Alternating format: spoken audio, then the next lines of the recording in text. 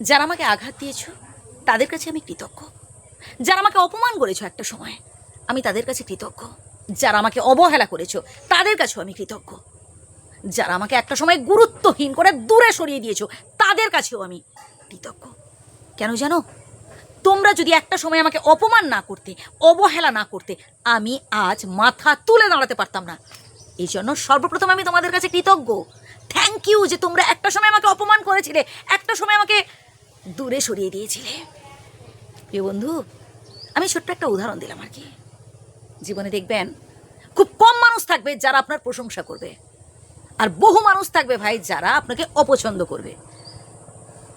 ভাই, আপনার যদি কেউ সমালোচনা করে, আপনাকে যদি কেউ কুকথা বলে, আপনাকে যদি এটা বলে আপনি ভীষণ বাজে মানুষ, ভীষণ খারাপ মানুষ, আপনি কি রেগে যাবেন নাকি? চটে যাবেন? একদম না, এই কাজটা একদম করবেন না। যে যত বেশি করে অপমান করবে, ইটের মতো তত বেশি করে নিজেকে শক্ত করুন। যে যত বেশি করে আপনাকে গুরুত্বহীন করে তুলবে, তত বেশি করে নিজেকে আরো মজবুত করুন।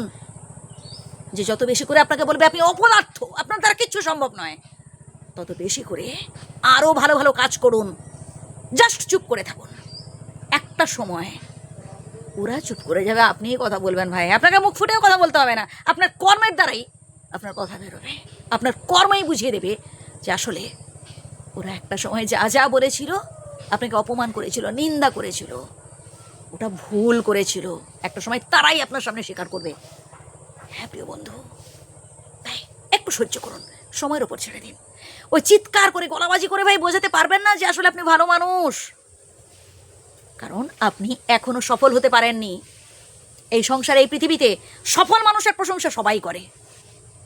আপনি ভালো কিছু অ্যাচিভ করুন, সফল হয়ে উঠুন, ভাই সবাই সবাই আপনার প্রশংসা করবে। আর তখন ওইসব সমালোচক, নিন্দুক, যারা কটু কথা বলতো, আপনার পেছনে সমালোচনা করতো, যারা আপনার পেছনে আজে বাজে কথা বলতো, ভাই তারাও আপনার সামনে এসে আপনার প্রশংসা করছে। বুঝলেন? তাই জাস্ট চুপ করে যান, আপনি আপনার কাজ করে যান।